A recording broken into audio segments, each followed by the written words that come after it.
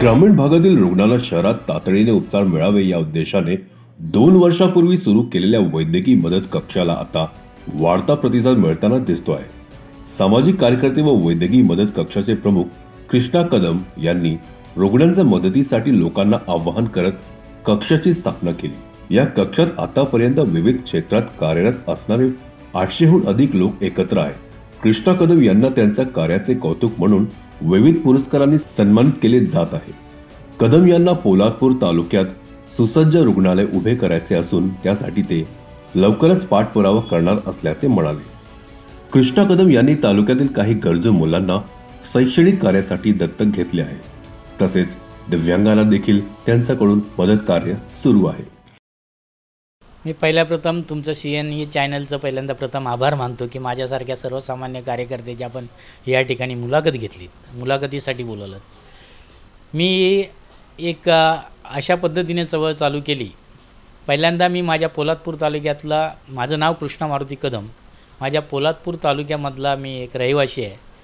ओंबळी गाव हे पोलादपूरपासून एकदम अतिशय डोंगराळ असा भागात आहे। त्या भागातला मी शिक्षण पूर्ण केल्यानंतर मुंबईत आलो। मुंबईत शिक्षण पूर्ण झाल्यावर समाजसेवेची आवड असल्यामुळे माझ्या तालुक्यातून येणाऱ्या सर्व रुग्णांना कशा पद्धतीने हॉस्पिटलमध्ये मदत मिळेल त्याकरता प्रामाणिक प्रयत्न करत होतो।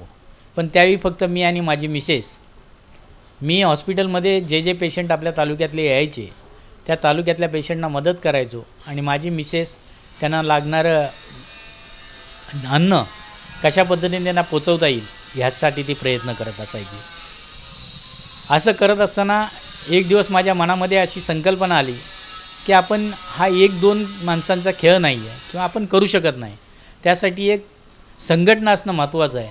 आणि म्हणून मी फेसबुक लाईव्हद्वारे एक माझ्या तालुक्यातल्या लोकांना आव्हान केलं की माझ्या फेसबुकवर जोडलेल्या लोकांना आव्हान केलं की सर्वांना मी विनंती करतो आहे, मुंबईमध्ये आपण ज्या ठिकाणी असाल, ज्या ठिकाणी हॉस्पिटल असतील त्या हॉस्पिटलमध्ये आपण काम करत असाल तर कृपया, माझ्या मनामध्ये असा एक विचार आहे की आपण आपल्या तालुक्यातूनच नव्हे ते आपल्या कोकणातून येणाऱ्या सर्व वैद्यकीय क्षेत्रात काम करणाऱ्या लोकांनी एकत्रित येऊन येणाऱ्या पेशंटला जास्तीत जास्त कशी मदत मिळवून देता येईल याकरता काम करणार आहोत। आणि तुमची सगळ्यांची मला या ठिकाणी गरज आहे, तेव्हा कृपया आपण सगळ्यांनी माझ्याशी संपर्क साधून या संघटनेत सामील आहोत अशी मी एक विनंती केली। आणि ही विनंती केल्यानंतर 8 दिवसामध्ये जवळजवळ 500 ते 600 लोक त्या ग्रुपमध्ये जॉईन झालं। या आमच्या ग्रुपचं नाव मी वैद्यकीय मदत कक्ष म्हणून एवढ्यासाठी ठेवलं की बाकी कक्षांमध्ये किंवा बाकी ह्याच्यामध्ये काम करताना लोकांना फार वाव असतो, पण वैद्यकीय क्षेत्रात काम करत असताना घराचाही विचार करावा लागत नाही की कधी मी घरी जाईना, का पेशंट कधी येईल आपल्याला कळत नसतं। आणि मग हे पेशंट रात्री अपरात्री जेव्हा येतात त्यावेळी तिथं आपला वैद्यकीय दूत असणं गरजेचं असतं। ह्या माध्यमातून लोकांना आवाहन केल्यावर सगळे 500-600 लोक तयार झाले आणि मग आम्ही एक छोटीशी एक संघटना उभी केली, वैद्यकीय मदत कक्ष। आणि आज जवळजवळ ह्या 2 वर्षामध्ये 3,500पेक्षा जास्त रुग्णांना आपण बरं करून या माध्यमातून पाठवलेलं आहे। मी ह्या वैद्यकीय क्षेत्राच्या माध्यमातून माझ्या कोकणातील नेते मंडळीला एवढीच विनंती करू इच्छितो, कोकणातले रस्ते आता पाहायला गेले तर कशा पद्धतीचे आहेत हे तुम्हाला सांगण्याची आवश्यकता नाही, त्यावर आपण काम करतच असाल। पण ते काम करत असताना खऱ्या अर्थानं कोकणातल्या लोकांना जी गरज आहे, प्राथमिक गरज जर कोणती असेल तर त्यांच्या त्या सदृढ शक्ती म्हणजे जी आजारपणात चांगला माणूस कसा राहील याकरता, का कोकणामध्ये आता रस्त्यांची हालत एवढी झाली की दिवसागणिक ॲक्सिडेंट वाढत चाललेले आहेत। आणि मग ॲक्सिडेंटमध्ये झालेल्या पेशंटला, महाडमधल्या पेशंटला जर मुंबईत आणायचं झालं तर 5 ते 6 तास ॲम्ब्युलन्सने लागतात आणि मग मध्येच त्याचा जीव जाण्याचा संभव असतो, शक्यता असते, मग आम्ही त्याचा उपचार करू शकत नाही। म्हणून मी माझ्या वैद्यकीय मदत कक्षाच्या माध्यमातून आपल्या कोकणातल्या पुढाऱ्यांना म्हणा किंवा जे शासकीय अधिकारी कोकणातले असतील मंत्रालयात त्यांना एक विनंती करू इच्छितो की आपल्याला लवकरात लवकर जर आपल्या कोकणात 2 ते 3 हॉस्पिटल झाली, चांगली सुसज्ज हॉस्पिटल अशी झाली तर आपल्या सगळ्यांनी एक चांगलं पुण्याचं काम कराल अशी एक या माध्यमातून तुम्हाला आव्हान करतो। आमच्या टीमचा उद्देश एकच आहे की आलेल्या पेशंटला उपचार मिळणं आणि मग हे उपचार मिळवण्यासाठी वेगवेगळ्या प्रकारची जी हॉस्पिटल आहे, जसं की KM आहे, नायर आहे, सायन आहे, JJ आहे, बॉम्बे हॉस्पिटल आहे, जसलोक आहे, अशी विविध प्रकारची हॉस्पिटल मुंबईमध्ये जिथे हॉस्पिटल असेल तिथे एक तरी माणूस आपला मुंबईमध्ये आहे. असं क्वचित असेल की एखाद्या हॉस्पिटलनं आपला माणूस नसेल. पण जर एखादा पेशंट गावावरून निघाला आणि त्या पेशंटच्या नातेवाईकांनी आपल्याकडे संपर्क साधला तर तो पेशंट येण्याच्या अगोदर आपण तिथे आपला जो वैद्यकीय दूत आहे तो त्या ठिकाणी हजर असतो आणि त्याला वैद्यकीय मदत मिळवून देतो. यामध्ये वैद्यकीय मदत मिळवून देत असताना काही लोकांच्या हेड इंजुरीज असतात, त्यांचे ऑपरेशनही करून देतो आपण फ्रीमध्ये. ज्या शासनाच्या वेगवेगळ्या सुविधा आहेत त्या सुविधांच्या माध्यमातून त्यांना कसा जास्तीत जास्त मोफत उपचार मिळेल यावर आमची टीम काम करते आणि त्यामध्ये आम्ही सक्सेस झालेलो आहोत. त्यासाठी आम्ही असं साहेब केलं आहे की आम्ही कोणत्याही थर्ड पार्टी म्हणजे कोणत्याही पुढाऱ्यांकडून आम्ही पैसे मागत नाही, कुठल्याही नेत्यांकडून आम्ही पैसे मागत नाही. एखादा पेशंट जर एकदम गरीब असेल आणि त्याची परिस्थिती नसेल तर मी स्वतः माझ्या माध्यमातून किंवा माझ्या टीमच्या माध्यमातून जी काही मदत शक्यता होईल. मग एखादा आता तुम्हाला सांगायचं झालं तर आमच्या पोलादपूर तालुक्यातल्या आदिवासी वाडीवरचे 2 पेशंटचं ॲक्सिडेंट झालं होतं पोलादपूरमध्ये आणि त्यांना नायर हॉस्पिटलमध्ये आणले होते. त्यांचा साधारण खर्च 25,000 ते 30,000 रुपये लागणारा होता, पण त्यांच्याकडे तेवढी ऐपत नव्हती. मग आम्ही आमच्या माध्यमातून त्यांना जी काय सडा असते मदत करता येईल तेवढी सडा असे मदत करत होते. एवढंच नव्हे तर जे कॅन्सरचे पेशंट आहेत त्यांना केमोथेरपी द्यावी लागते किंवा जी इंजेक्शनं लागतात त्यांचा साधारण एक इंजेक्शनची किंमत 15,000 ते 17,000 रुपये असते. पण ते गरीब पेशंट तेवढे इंजेक्शन घेऊ शकत नाहीत.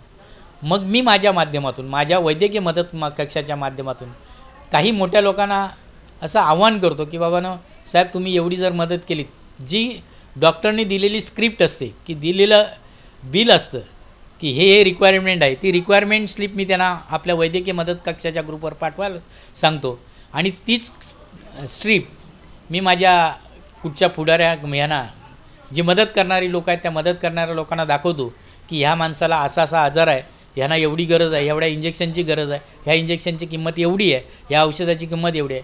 आणि त्या माध्यमातून मला आता या ठिकाणी सांगावंसं अभिमानानं सांगतो की माझ्या शब्दाला मान देऊन अशा कमीत कमी 50 ते 60 लोकांना आपण उपचार मिळवून दिलेले आहेत.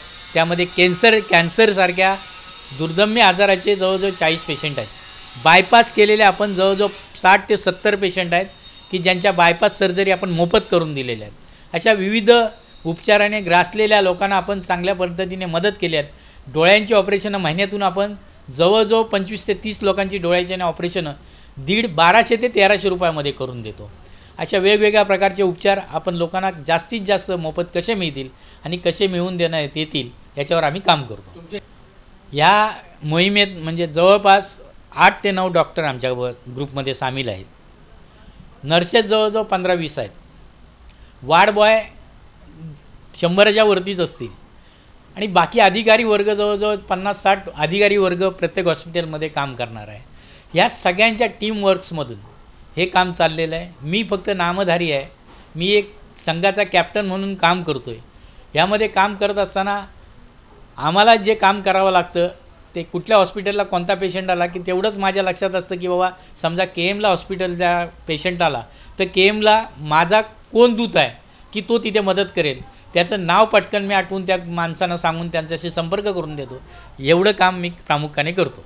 मी आपल्या CNA चॅनलचं खरोखर आभार मानेल की हा चांगला प्रश्न आपण विचारलात. येणाऱ्या टुरिझमला कोकण चांगला आवडतो, कोकणचे रस्ते चांगले आवडत नाहीत कारण ते रस्ते चांगले नसल्यामुळे लोकांना आवडत नाहीत. तुम्हाला ज्या पद्धतीने कोकणाचा विकास पाहायचा आहे किंवा कोकणातल्या लोकांना जी तुम्हाला तिथे खेडेगावात गेल्यानंतर तुमच्या सुविधा करतात, जे तुम्हाला मदत करतात, अशा टुरिझमना मी एक नम्रपणे विनंती करेन की आपण आपल्या माध्यमातून जर थोडीशी मदत करून ह्या कोकणामध्ये 2-3 हॉस्पिटल चांगली उभी करून दिलात तर त्या हॉस्पिटलचं आम्ही नाव टुरिझम हॉस्पिटल म्हणून देऊ. पण आपल्या टुरिझमच्या माध्यमातून एखादं सुसज्ज हॉस्पिटल आमच्या कोकणात उभं राहावं अशी मी या तुमच्या चॅनलच्या माध्यमातून टुरिझम लोकांना विनंती करतो आहे. तसं पाहायला गेलं तर कोकण विकास समिती म्हणून आहेत, त्याच्यामध्ये जयवंत दरेकर साहेब आहेत, ते चांगली मागणी करत आहेत. पण त्या मागणीला कितपर्यंत पाठपुरावा झाला आहे ते अजून मला माहिती नाही. पण मी ह्या चॅनलच्या माध्यमातून एक सरकारला विनंती करेन किंवा कोकणातल्या आमच्या नेत्यांना एक विनंती करेन, बाकी गोष्टींचा विचार करण्यापेक्षा लोकांच्या सोयीसुविधा कशामध्ये आहेत की आजारपणामध्ये जास्तीत जास्त लोकांना कशी मदत करता येईल त्याकरता एक सुसज्ज हॉस्पिटल 200 किलोमीटरवर किंवा 300 किलोमीटरवर अशा पद्धतीने 4-5 हॉस्पिटल तुम्ही कोकणात करून दिलात तर चांगल्यापैकी लोकांचे जीव वाचतील. आणि त्याच्यामध्ये साहेब 2 फायदे होणार आहेत. तिथल्या तरुण लोकांना तिथल्या तिथेच नोकरी मिळणार आहे, जेणेकरून आमचा तरुण वर्ग या ठिकाणी मुंबईकडे येण्याचा थांबेल. आणि दुसरा फायदा, माझ्या कोकणातल्या लोकांना चांगल्या सोयीसुविधा मिळाल्या तर आरोग्य चांगलं राहील, ते चांगले होतील, बरे होतील आणि आपल्या कोकणातच चांगले राहतील. फक्त आता जी हॉस्पिटल आहेत कोकणामध्ये ती नावापुरती हॉस्पिटल आहेत. त्यांच्यामध्ये नाही CT स्कॅन सुविधा, नाही ECG सुविधा, नाही कुठे खोटा खराब झालेल्या आहेत, कुठे डॉक्टर्स नाहीत, कुठे नर्सच नाहीत. अशा सुविधा नको आम्हाला. आमच्या कोकणासाठी सुसज्ज हॉस्पिटल अशी 2 जरी बांधून दिली तरी आमचं कोकण सुधारलं असं आम्ही समजू. मी आपल्याला एक विनम्रपणे सांगू इच्छितो, वैद्यकीय मदत कक्ष हा कोणा एकट्याचा नाही आहे, हा माझा एकट्याचा नाही. आज आम्ही 1200 लोक जी एकत्रित येऊन जी लोकांची सेवा करतो आहे हा सगळ्यांचा वैद्यकीय मदत कक्ष आहे. आणि जो माझा सत्कार होतो तो मी मगाशी तुम्हाला सांगितल्याप्रमाणे मी एक कॅप्टन आहे, ही माझी टीम आहे. कॅप्टनचा सत्कार होतो, टीम फक्त बघत राहते, पण कॅप्टननं समजलं पाहिजे हा कॅप्टनचा सत्कार कधी होतो, जेव्हा टीम चांगली खेळतील तेव्हा. जेव्हा टीमनं विजय मिळवून दिला, मग माझी टीम चांगलं काम करते त्याचं श्रेय म्हणून ते माझा सत्कार करतात. पण हा जो सत्कार हा माझा एकट्याचा नाही, मी कधीही माझा एकट्याचा सत्कार मानणार नाही. हा माझा 1200 लोकांचा सत्कार आहे आणि 1200 लोकांना मिळालेला हा सत्कार आहे. मी फक्त त्यांचा एक प्रतिनिधी म्हणून त्या ठिकाणी जातो आणि तो जो सत्कार आहे तो स्वीकारतो. CEN न्यूज, देश प्रदेश की ताजा तरीन खबरों के लिए CEN न्यूज को सब्सक्राइब करें और रहें पल पल की खबर से हर पल बाखबर.